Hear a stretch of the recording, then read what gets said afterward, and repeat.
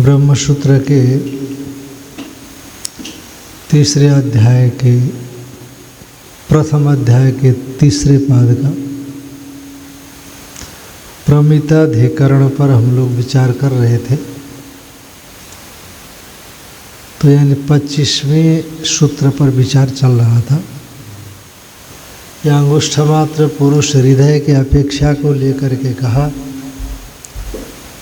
तो हृदय की अपेक्षा को लेकर के अंगुष्ठमात्र कहेंगे तो पुत्तिकादियों में अंगुष्ठमात्र तो नहीं रहेगा। तो कह दिया कि वो मनुष्य का अधिकार है कर्म इत्यादि में।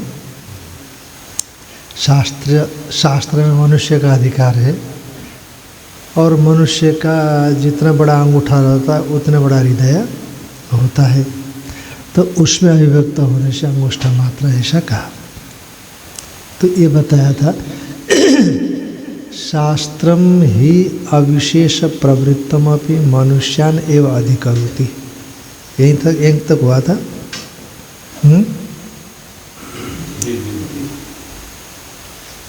कि मनुष्याधिकारत्वात् माने शास्त्रम ही अविशेष प्रवृत्तम, शास्त्र समान रूप से प्रवृत्त है चाहे किसी के लिए भी हो, पर फिर भी मनुष्यान एवं अधिकरोति, मनुष्यों के लिए अधिकृत करता है, मनुष्य का अधिकार देता है। का क्यों ऐसा कहना पड़ रहा है कि शास्त्रीय कर्मों में प्रवृत्त होने के लिए ये 4 चीज़ों की आवश्यकता होगी। ये जो कर्म मीमांसा का कथन करने वाले आचार्य ने कहा, ये 4 चीज़ें होंगी तभी आप शास्त्रीय कर्मों में प्रवृत्त हो सकते, अन्यथा नहीं हो सकते। कौन कौन है? का सत्तत्वात्, अर्थित्वात्, अपरियुदस्तत्वात्, उपनयनादि शास्त्राच्चयति। शक्त होना चाहिए, है कि नहीं? शास्त्र के मंत्रों को समझने की क्षमता भी तो होनी चाहिए।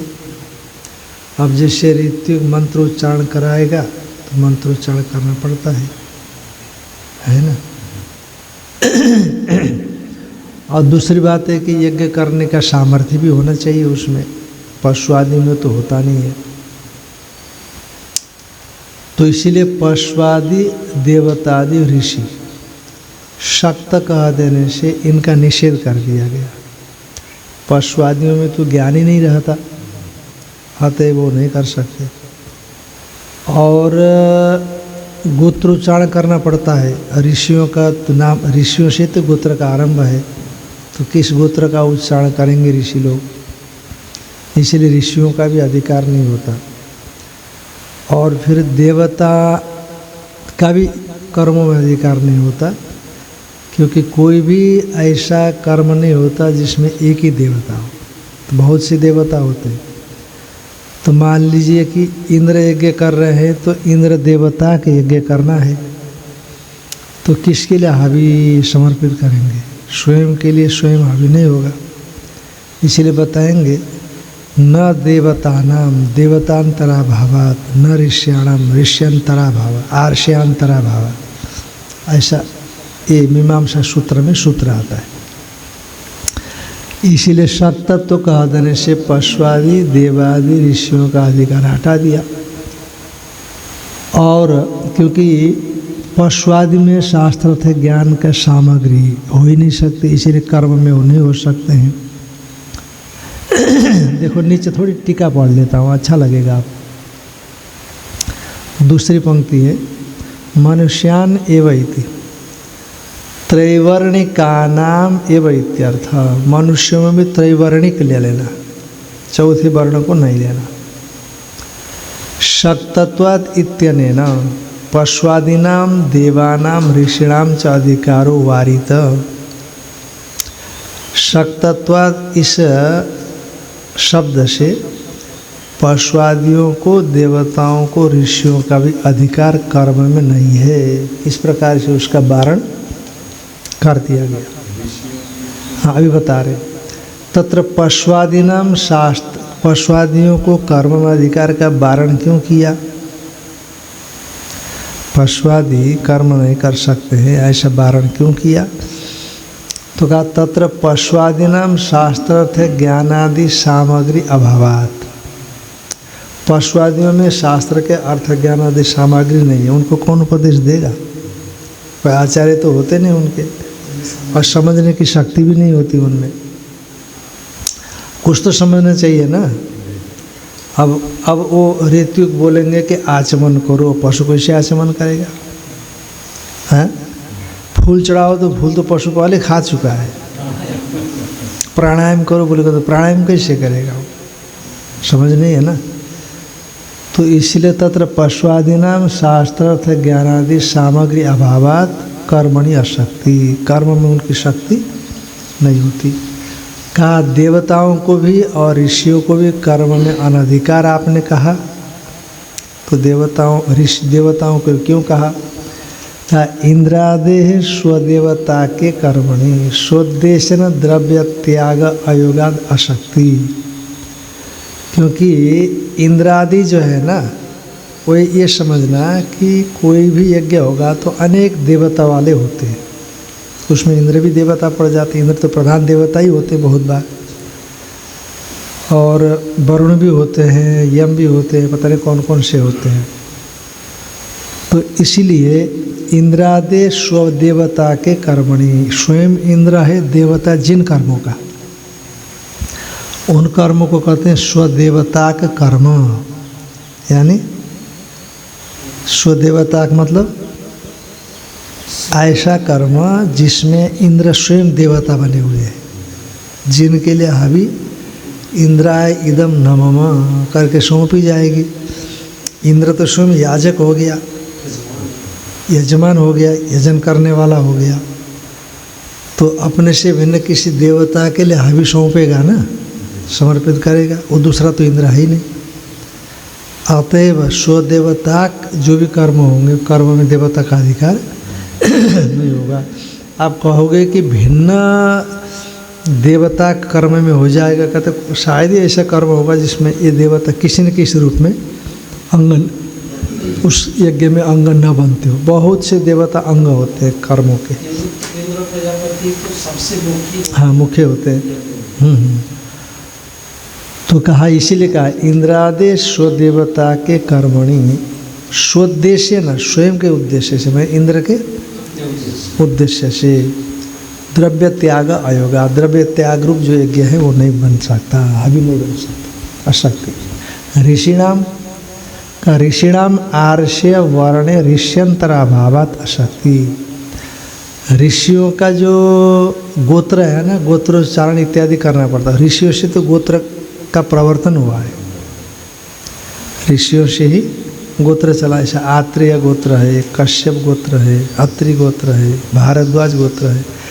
अभी आहुति देने के लिए बैठेंगे तो संकल्प में बोलना पड़ेगा, तो बोलेंगे कैसे? स्वयं ही है वो। हाँ, भारद्वाज सप्तऋषि में नहीं आते, वो भी आएंगे। माने अब जो उस रूप में प्रसिद्ध है उनको। ऋषिणाम आर्ष्य वर्णे ऋष्यंतराभावात अशक्ति। तो ये शक्तत्व के द्वारा पशु देवता ऋषियों का वारण कर दिया गया कर्म में।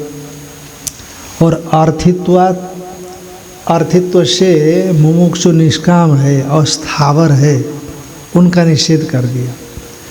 जो मुमुक्षु निष्काम होगा वो तो किसी सांसारिक कर्मों से प्राप्त होने वाला फल का अर्थ ही नहीं है ना, इसलिए उसका निषेध हो गया। और स्थावरों का, पेड़ पौधों का भी निषेध हो गया। तो अर्थित्वात अधिकारो वारित। तो कहा मुमुक्षुओं को क्यों? निष्काम मुमुक्षुओं को। तत्र मुमुक्षुणाम शुद्ध्यर्थित्वे नित्यादिषु अधिकारो न कामेषु। जब मुमुक्षु शुद्ध अंतकरण शुद्धि का याचक है, चाहता है, ऐसा मान लेने पर नित्यादिषु अधिकार, नित्य कर्म में उसका अधिकार होगा, काम्य कर्म वो नहीं करता। वो काम्य कर्म क्यों करेगा? कोई हो गया, हो रहा है तो बात अलग है। हाँ, इसलिए नहीं करता वो काम्य कर्म हो करके भी नहीं करता। उस नित्य कर्म से जब चित्त शुद्ध हो रहा है तो काम्य कर्म क्यों, हाँ करते करते कर्म कर रहा है, निष्काम हो गया बीच में तो पूरा कर लेगा वो। बड़े बड़े आडंबर होते हैं ना काम्य कर्मों में, सामोजन, इसीलिए बीच में छोड़ता नहीं हो। अब मर मुरा करके छोड़ गया तो बात अलग है। निष्काम भाव का कर्म करते करते उत्पन्न हो गया, पहले से काम भाव से कर रहा था तो निष्काम भाव वही कर्म करते करते उत्पन्न हो गया। तो निष्काम भाव होने से और किसी प्रकार की इच्छा न होने से तो कर्म अगर करना छोड़ देता है, नहीं छोड़ेगा, नहीं हो, नहीं छोड़ेगा वो। हाँ कोई ऐसा एक्सीडेंट हो गया, मर गया, बीमारी हो गई तो उसमें शास्त्र ही छोड़ देता है, वो तो कोई बात ही नहीं। पर वो जानबूझ करके कोई शास्त्रज्ञ है ना, इसलिए छोड़ता नहीं। वैसे भी बीच अभी उसमें आया था गीता में, सामीकृत्य कर्मणि, हाँ फलाभिसंधि पूर्वक कर्म करते हुए आधि कर्म करने के बाद निष्कामता आ गई तो जो आगे पूरा करेगा उसको तो निष्कामी कर्म कहलाएगा, वो सकाम कर्म नहीं कहलाएगा। वो फल एक ही है ना, सभी का फल, पूरे कर्म का फल एक है, इसीलिए ये पीछे आया था। कर्म करने में जो विशेष प्रकार का चित्त की आवश्यकता है, एकाग्रता की आवश्यकता है। अब उसकी चित्त और एकाग्रता किसी और चिंतन में लग गई और वो सही तरीके से वो कर्म भी नहीं कर पा रहा है। नहीं एकाग्रता ने अनेकाग्रता चाहिए ना कर्म में, अनेकाग्रता चाहिए। एकाग्रता किसी विशेष चिंतन में लगी, ब्रह्म चिंतन में लग गई, आत्म नहीं इतना नहीं लगेगा उसको, वैराग्य हो गया है उतना, बहुत ज़्यादा चिंतन नहीं किया उसने, बहुत ज़्यादा चिंतन नहीं, उतना कर सकता है वो। अगर वैसे में छूट जाए तो कोई दोष लगेगा? जहाँ तक मैं समझता हूँ कि वो छोड़ेगा नहीं कर्म, संकल्प पूर्वक कर्म शुरू किया है वो छोड़ेगा नहीं, क्योंकि उसने हाँ कोई फल की कामना लेकर के शुरू किया होगा।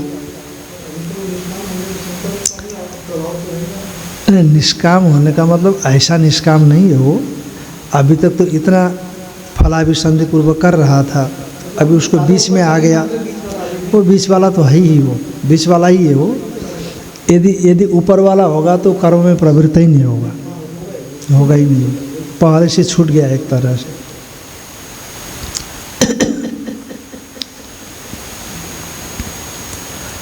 कहा तत्र मुमुक्षुणाम शुद्ध्यर्थित्व नित्यादिषु अधिकारो न कामेषु। अब देखो ना, जैसे विविधिषु सन्यासी है कि नहीं, विविधिषु सन्यासी है, उसको लग रहा है कि नित्यादि कर्म भी जो कि चित्त शुद्धि के हेतु है वो भी उसके लिए विक्षेप मालूम पड़ रहे हैं, तब भी वो ऐसे ही नहीं छोड़ेगा, वो विधिपूर्वक विरजा हवन संन्यास कर्म पूर्वक छोड़ता है वो, तो ऐसा होता है। अब ये तो फिर कर्म ही कर रहा था अभी।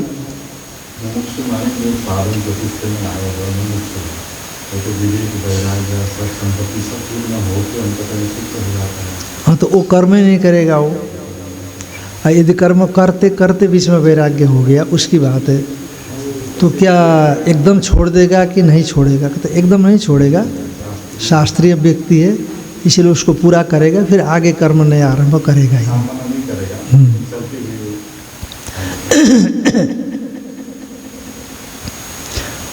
तत्र मुमुक्षुणाम शुद्ध्यर्थित्व नित्यादिषु अधिकारो न कामेषु शुद्ध चित्तानाम मोक्षार्थित्व। और शुद्ध चित्त हो गया जिनका मोक्षार्थित्व श्रवणादिषु व्यंजकेषु अधिकार, तो स्वरूप व्यंजक श्रवणादियों में अधिकार है, न कर्मसु इति मंतव्य, इसलिए उनके छूट जाते हैं। अच्छा तो ये आर्थित्व तो चाहिए कर्म के लिए, कर्म के फल को वो चाहता है। व्यंजक श्रवणादि क्या है? स्वरूप व्यंजक है कि नहीं? श्रवण मन निध्यासन इत्यादि स्वरूप के अभिव्यक्ति में हेतु जो अत्यंत अंतरंग साधन है ना, इसलिए व्यंजक कह दिया हमने। व्यंजक माने अत्यंत अंतरंग साधन है, तो इसीलिए परमेश्वर को पाने में वो अत्यंत निकट के साधन है। परमेश्वर के अभिव्यंजक में साधन है, माने अभिव्यक्ति के साधन है। हालांकि अभिव्यक्ति तो अंतःकरण में ही होगी, है ना, इधर उधर नहीं होगी श्रवण से, पर श्रवण से ऐसी मानसिकता तैयार हो जाती है। इसीलिए श्रवण मन निध्यासन क्या है? स्वरूप के अभिव्यंजक है।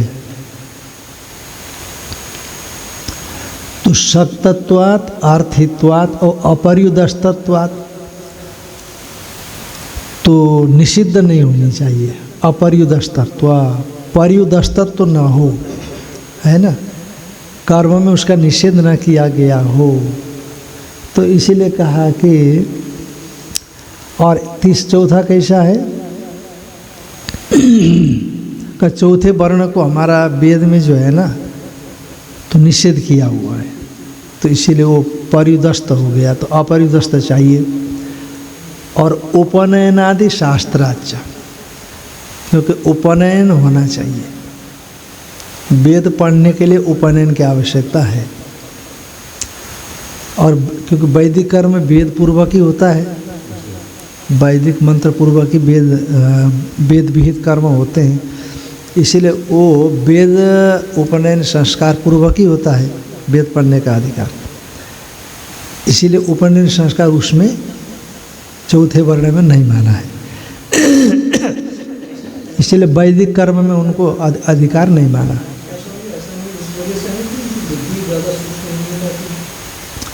हाँ, ऐसे ही उनके जो विभिन्न प्रकार के उस प्रकार के कर्म होते थे।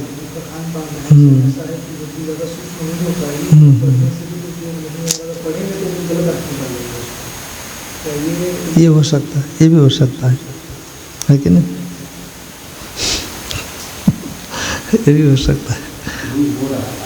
हाँ हाँ, पर आजकल अब नहीं कर सकते, बड़ी कठिनाई हो गई। क्यों हो गई?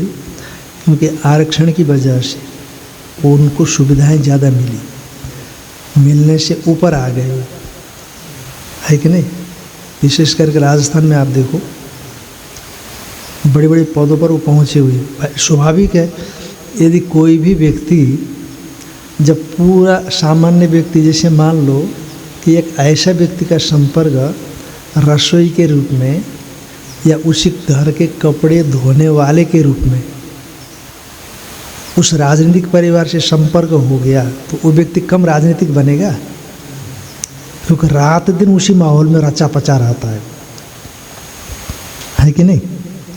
अच्छा, एक दिन, 2 दिन, 4 दिन की बात नहीं है, सालों से उसी में रहेगा, तो उसका जो वाइब्रेशन है इसमें आएगा कि नहीं आएगा?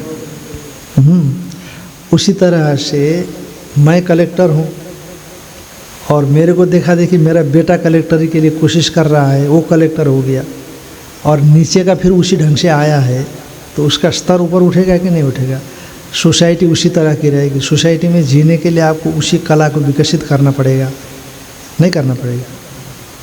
तो आज देखेंगे तो वो नहीं मिलेगा। आज उनको ऐसे चौथी वर्ण को अवसर मिला तो कम बुद्धिमान नहीं रहे, वो भी, है कि नहीं? वो भी कम बुद्धिमान नहीं है आजकल, पर हाँ, वो एक ज़माना था। व्यवहारिक बुद्धि में तो काम आ जाएगा, ये शास्त्रीय बुद्धि अब शास्त्रीय बुद्धि में भी आ सकता है। अब देखो, वो व्यक्ति यदि इस शास्त्र में प्रवेश करेगा तो समझेगा कि नहीं समझेगा?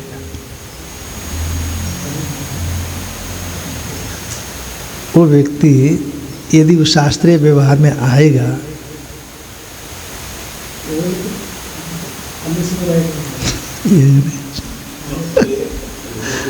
हाँ, अर्थित्वात् अपर्युदस्तत्वात् उपनयनादि शास्त्राच। और देखो, वेद पढ़ना है तो उपनयन चाहिए।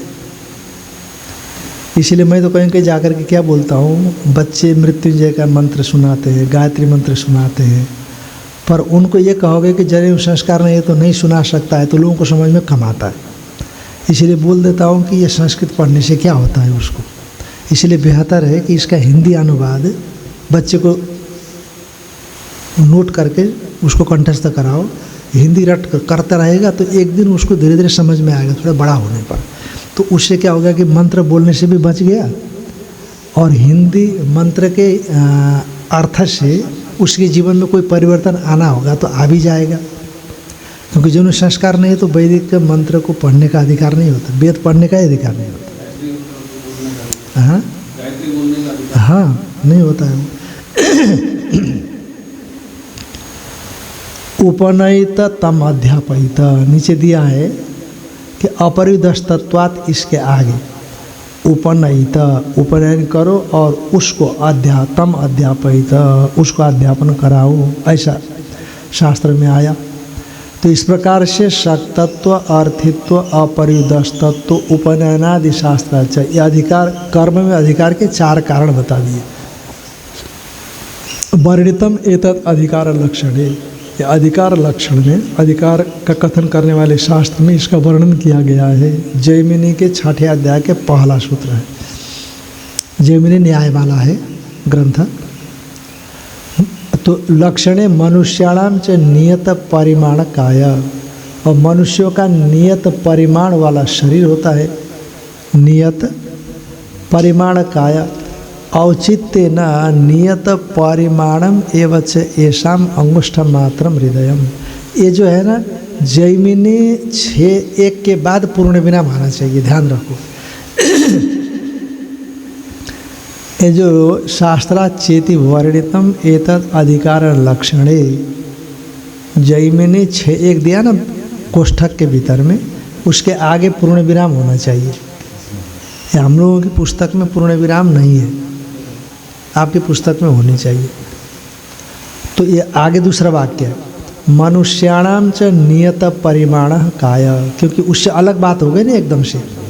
तो ये क्यों बोल रहे हैं? क्योंकि अंगुष्ठ बोलना है ना, इसीलिए अंगुष्ठ मात्र पुरुष को बोलना है। इसीलिए अंगुष्ठ बोलने के लिए पहले शरीर के परिमाण को, परिणाम को ले रहे हैं कि मनुष्याणाम च नियत परिमाण काय, निश्चित परिमाण वाला शरीर रहता है। 3.5 हाथ का, अपने हाथ से 3.5 हाथ शरीर निश्चित परिणाम है। और हाँ परिमाण, परिणाम नहीं परिमाण। औचित्येन नियत परिमाणम एवं च येषाम अंगुष्ठ मात्रम हृदयम, और ये मनुष्यों का जो हृदय है, येषाम हृदयम अंगुष्ठ मात्रम परिमाणम औचित्य, नियत परिमाणम औचित्य न। तो उसी उचितता से, उसी औचित्य से मनुष्यों का जो हृदय है वह भी अंगुष्ठ परिमाण समझना। जैसे अब आपका है, तो आपका 3.5 हाथ का शरीर आपके हिसाब से है, तो आपके अंगूठे के हिसाब से आपका हृदय होगा। अब ब्रह्मानंद जी का ऐसा नहीं होगा। अब आपका अंगूठा और ब्रह्मानंद जी का हृदय हो, ऐसा नहीं होगा। इनका जो अंगूठा होगा, है कि नहीं, तो उसी के हिसाब से हृदय होगा। कहने का मतलब, जैसे बच्चा है, छोटा बच्चा, तो उसका अंगूठा छोटा रहेगा, तो बच्चा छोटा होने से तो उसका हृदय भी कैसा रहेगा, छोटा रहेगा। इस प्रकार से तो कहा कि येषाम हृदयम अंगुष्ठ मात्रम नियत परिमाणम औचित्येन अतो मनुष्य अधिकारत्वात् शास्त्रस्य।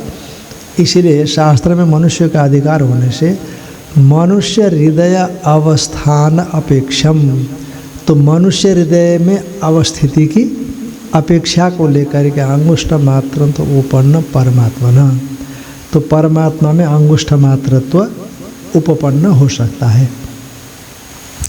यद्यपि उक्तम, ये जो कहा गया था, परिमाणोपदेशात स्मृतिश्च संसारी एव अयम अंगुष्ठ मात्र प्रत्येतव्य इति, क्योंकि परिमाण का उपदेश दिया है, स्वल्प परिमाण, तो जीव भी हो सकता है। और स्मृति का भी दिया था कि सत्यवान के काय से आत्मा को निकाल करके यमराज ले गए, तो इसलिए अंगुष्ठ मात्र पुरुष को ले गए। ऐसे स्मृति होने से वह जीवात्मा ही होना चाहिए, परमात्मा नहीं। तत्प्रत्युच्यते, कहते उसका प्रत्युक्ति पर उसका प्रतिषेध किया जाता है कि स आत्मा तत्वमसि, जिस आत्मा को ले गए कहते हो ना, वो तत्वमसि है ना, ब्रह्म से भिन्न तो है नहीं, वो एक ही चीज़ है। इत्यादिवत, इत्यादि के समान संसारिण एव सतो अंगुष्ठ मात्रस्य, वह उपाधि से विशिष्ट, अतएव संसारी होता हुआ ही वह अंगुष्ठ मात्र, तो वही तो जब असंसारी बनेगा तो वही क्या है, ब्रह्म है। इसलिए वो परमात्मा है पारमार्थिक रूप से। स आत्मा तत्वमसि, आत्मा जो है तत् वो ब्रह्म रूप है, वही ब्रह्म तुम हो। इत्यादिवत, इत्यादि के समान संसारिण एव सतो, वो संसारी होता हुआ ही अंगुष्ठ मात्रस्य, जो अंगुष्ठ मात्र है वो संसारी होता हुआ ही ब्रह्मत्वम, उपाधि निरपेक्ष वो क्या है? ब्रह्म है। इति उपदिश्यते इति का द्विरूपा ही वेदांत वाक्यानाम प्रवृत्ति। वेदांत वाक्यों की प्रवृत्ति दो प्रकार से होती है। भगवान भाष्यकार यहाँ पर कह रहे हैं, अच्छी बात है कि दो रूप से ही वेदांत वाक्यों की प्रवृत्ति होती है। कैसे? क्वचित परमात्म स्वरूप निरूपण परा, कहीं कहीं पर सीधा परमात्मा स्वरूप के निरूपण परक वेदांत वाक्यों की प्रवृत्ति होती है।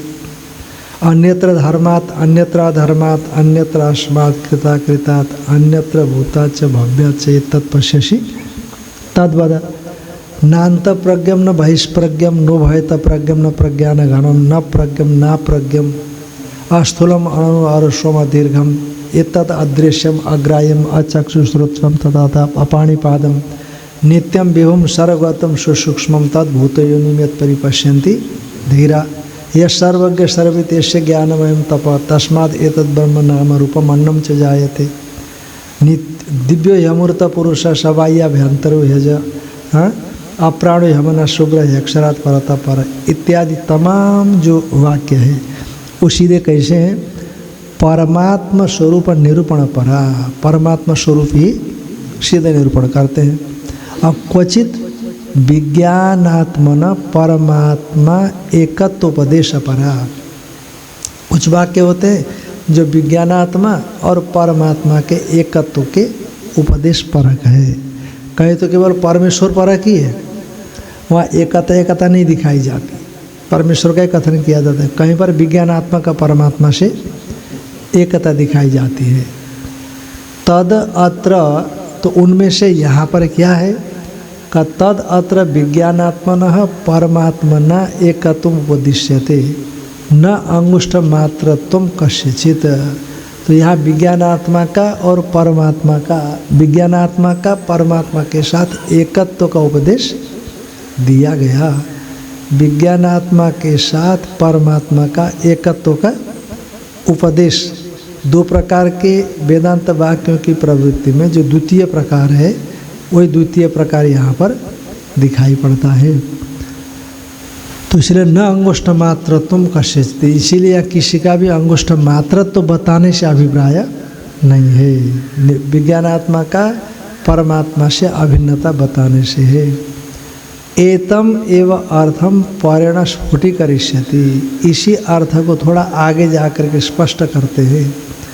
एतम एव अर्थम परेण वाक्येन स्फुटीकरिष्यति, आगे के वाक्य से स्पष्ट। अंगुष्ठ मात्र पुरुषोत्तरात्मा सदा जननाम हृदय सन्निविष्ट तम स्वात शरीरात, वैसे वहीं पर भी है अंगुष्ठ मात्र पुरुषो मध्य आत्मनि तिष्ठति ईशानो भूत भव्यस्य ततो न विजुगुप्सते। तो अंगुष्ठ मात्र पुरुष तो हृदय में स्थित विज्ञानात्मा को ही बता दिया, और वही भूत वो कैसा है? ईशानो भूत भव्यस्य, ऐसा करके परमात्मा रूपी दिखा दिया, जीवात्मा का ब्रह्म से अभेद कर दिया।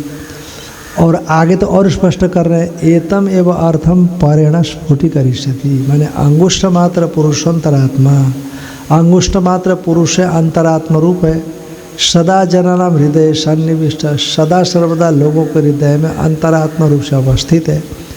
तम माने उस अंतरात्मा को, अंतरात्मानम स्वात शरीरात प्रबृहेत, अपने शरीर से उसको निकाल ले, अपने शरीर से बाहर खींच ले, जैसे यमराज ने खींच लिया था, तादत में हटा दिया।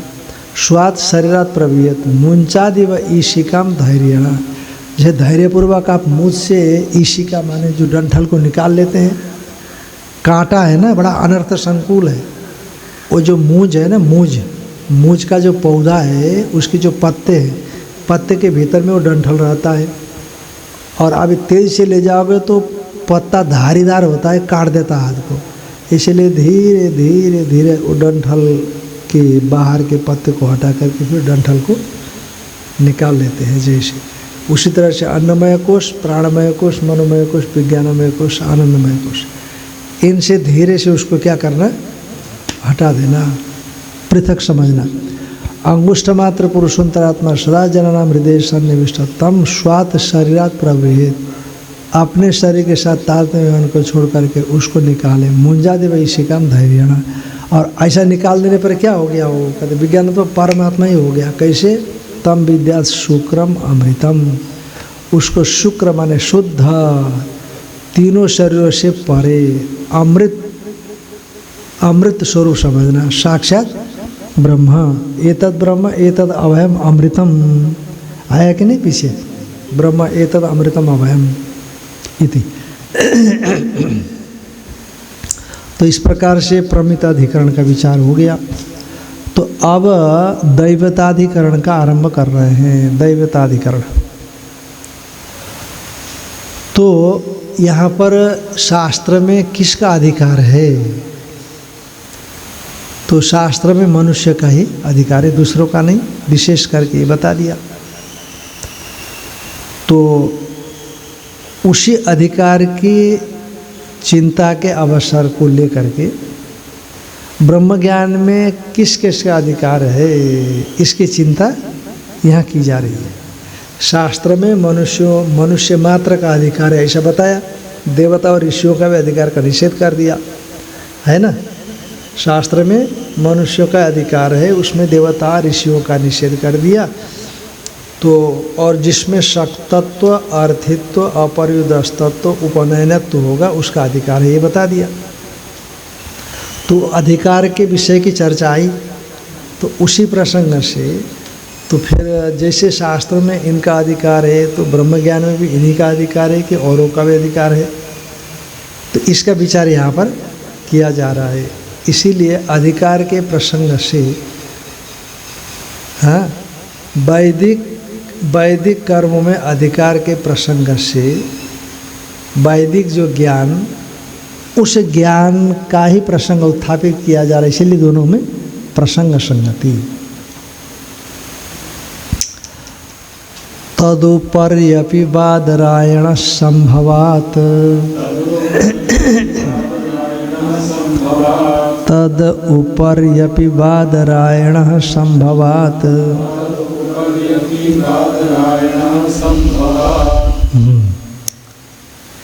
कि तेषाम उपरि अपि इति तद उपरि अपि,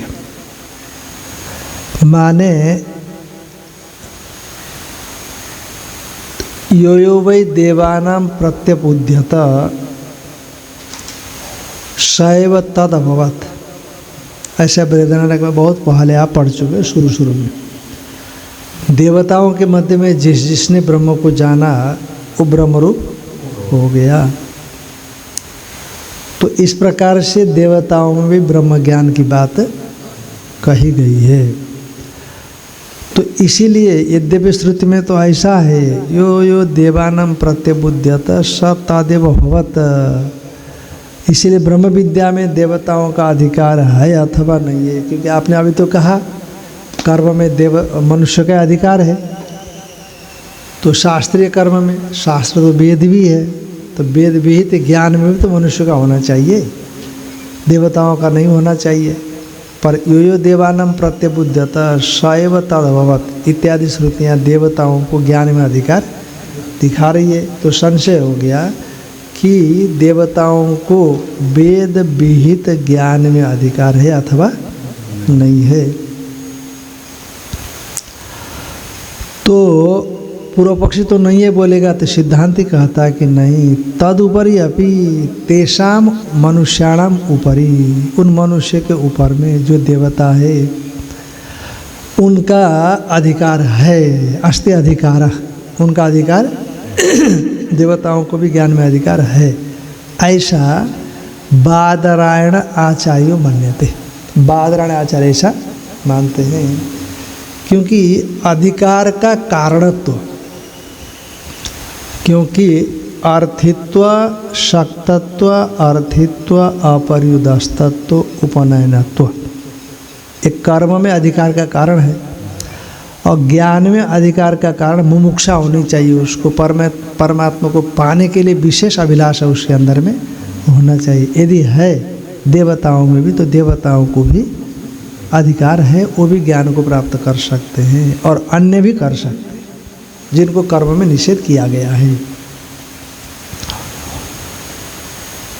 बादरायणा कहते हेतु देते संभवात, माने क्यों, अधिकार का कारण अर्थित्वादि देवताओं में भी संभव है। अधिकार का कारण जो अर्थित्व का मतलब चाहना कि ब्रह्म स्वरूप में हो जाऊं, ऐसी जो अभिलाषा है, अभिलाषा इच्छा है, अर्थित्व माने इच्छा का होना, तो इच्छा का होना ये देवताओं में हो सकता है। जैसे इंद्र इत्यादि देखी जा रहे हैं, इंद्र है, वायु है, अग्नि है। और फिर एक कहा ये देवानाम प्रत्यबुद्ध्यत शैव तद अभवत, इस प्रकार से तो कहा ही है। नाधिक्रियन्ते विद्यायाम देवाः किंबाधिकारिणः विदेहत्वेन सामर्थ्य हानेर्नैषामधिक्रिया अविरुद्धार्थवादादि मंत्रादिर्देह सत्वतः अर्थित्वादिश्च सौलभ्यात् देवाद्या अधिकारिणः देवाः नाधिक्रियन्ते विद्यायां किंवा अधिकारिणः, देवता लोग विद्या में अधिकृत होते हैं अथवा न अधिकृत नहीं होते हैं। देवता लोग विद्या में अधिकृत नहीं होते हैं अथवा विद्या में अधिकृत होते हैं। इस संशय होने पर पूर्व पक्षी आते हैं विदेहत्वेन सामर्थ्य हानि नैषाम अधिक्रिया, क्योंकि शब्द रूपी देवता मानते हैं वो मीमांसक लोग, विग्रह देवता का नहीं होता ऐसा मानते हैं। विग्रहवान देवता न भवति, अब तो शब्द रूप देवता है, इंद्र शब्द है, तद्रूपी देवता है, विग्रह वाला देवता है नहीं। तो इसीलिए विदेहत्व ने सामर्थ्य आ रहे, श्रवण मन निध्यासन करना पड़ेगा ना, उस शरीर के बिना तो होगा नहीं। इसीलिए ज्ञान में सामर्थ्य उनमें न होने से न ऐसा अधिक्रिया, इनको ज्ञान में अधिकार, ब्रह्म विद्या में अधिकार नहीं हो सकता। अविरुद्धार्थ बादादि मंत्रादिर देह सत्वता, एक अविरुद्धार्थवाद होता है, एक भूतार्थवाद बोलते हैं जिसको। अर्थवाद तीन प्रकार के होते हैं, विरोधे गुणवाद शद अर्थवादो बधारिते भूतार्थवादस्तधानत अर्थवादस्त्रिधामत। ये तीन प्रकार के अर्थवाद माने गए हैं। जहाँ दो परमाणु में विरोध होता है वहाँ गुणवाद होता है। जैसे आदित्य यूप, जैसे यूप को आदित्य कह दिया है। यूप माने यज्ञ खंभा, यज्ञ खंभा में कुछ तोरण लगा देते, चिपका देते, बाहर से चमकता है, जैसे आदित्य चमकता है तो उसी तरह से वो चमकता है। तो चमकने की वजह से जैसे आदित्य चमकता है, चमकना चाकचक्य आदि गुण योग से यूप को भी आदित्य कहा दिया जाता है। पर सचमुच आदित्य यूप आदित्य नहीं होता, क्योंकि प्रत्यक्ष प्रमाण से बाधित है। आदित्य तो स्पर्श नहीं कर सकता, पर यूप को तो स्पर्श कर सकता है ना, इसीलिए प्रत्यक्ष प्रमाण से बाधित होने की वजह से शास्त्र प्रमाण तो कहता है आदित्य यूप, और प्रत्यक्ष प्रमाण कहता है कि यूप आदित्य नहीं है। तो विरोध हो गया कि नहीं? तो जहाँ विरोध होता है गुणवाद होता है, और गौण प्रयोग होता है। कहते हैं आदित्य यूप, यूप को आदित्य गौण रूप से कहा गया है, मुख्य नहीं है। तो ये गौण अर्थवाद हो गया, गुण रूप अर्थवाद। और विरोधे गुणवाद स्यात् अनुवादों पर आधारित है। जब निश्चय हो तो अनुवाद होता है, प्रमाणांतर से निश्चय किया गया हो तो अनुवाद हो जाएगा, यदि शास्त्र आता है तो। जैसे अग्निहिम से भेषजम, तो प्रत्यक्ष प्रमाण से अग्निहिम का औषधि आप जानते हो, तो वही शास्त्र बोल रहा है। तो वहाँ पर क्या हो गया, लोक सिद्ध का अनुवाद कर दिया। तो वो लोक सिद्ध का अनुवाद होने से वो हो गया, अनुवाद हो गया। लोक सिद्ध का कथन किया इसलिए अनुवाद हो गया कि अग्निहिम से भेषजम। ये कोई नया अर्थ का प्रतिपादन नहीं कर रहा है। पर जहाँ अनुवाद भी नहीं, जहाँ गुणवाद भी नहीं, उसको कहते भूतार्थवाद, है कि नहीं? तो अविरुद्धार्थवाद, इसको भूतार्थवाद को अविरुद्धार्थवाद भी बोलते हैं। अविरुद्ध क्या है? जैसे आया कि वज्रहस्त पुरंदर, हाथ में वज्र हस्त में लिया है, जो है वो पुरंदर माने इंद्र है, ऐसा कहा। न ये किसी प्रमाण से विरोध है, न किसी प्रमाण से पहले से सिद्ध है। शास्त्र प्रमाण से अतिरिक्त किसी प्रमाण से सिद्ध ही नहीं है, और न कोई प्रत्यक्षादि प्रमाण का विरोध है। तो ऐसे अविरुद्ध अर्थवाद को भूतार्थवाद कहते हैं। तो भूतार्थवाद को वेदांती प्रामाणिक मानता है। तो इसीलिए भूतार्थवाद और मंत्र इत्यादि में, अर्थवाद और मंत्र इत्यादि में विग्रहवत्ता देवता की बताई गई है। इसीलिए अशक्तत्व या विग्रहवत्ता के अभाव में अर्थित्व का अभाव ऐसा नहीं कहा जा सकता। अतएव देवताओं को ज्ञान में अधिकार है। अविरुद्धार्थवादादि मंत्रादिर देह सत्वता, अविरुद्धार्थवाद और मंत्रादियों से देह की सत्ता देवताओं की सिद्ध होती है। अर्थित्वादिष्ट सौलभ्यात्, अर्थित्वादि सौलभ्य है, सुलभ है, अर्थित्व हो सकता है कि स ऐसा आत्मा अपहत पापमा बीजरो विमृत्यु विश्व को विजिगित्सा सत्य काम सत्य संकल्प प्रजापति ने कह दिया, और दानवों में फेमस हो गया और देवताओं में फेमस हो गया। तो दानवों की ओर से विरोचन और देवताओं की ओर से इंद्र। अरे ऐसी बात है तो बहुत कमाल की चीज़ है, प्राप्त कर लेना चाहिए, और जरा अमर हो जाएंगे हम सब।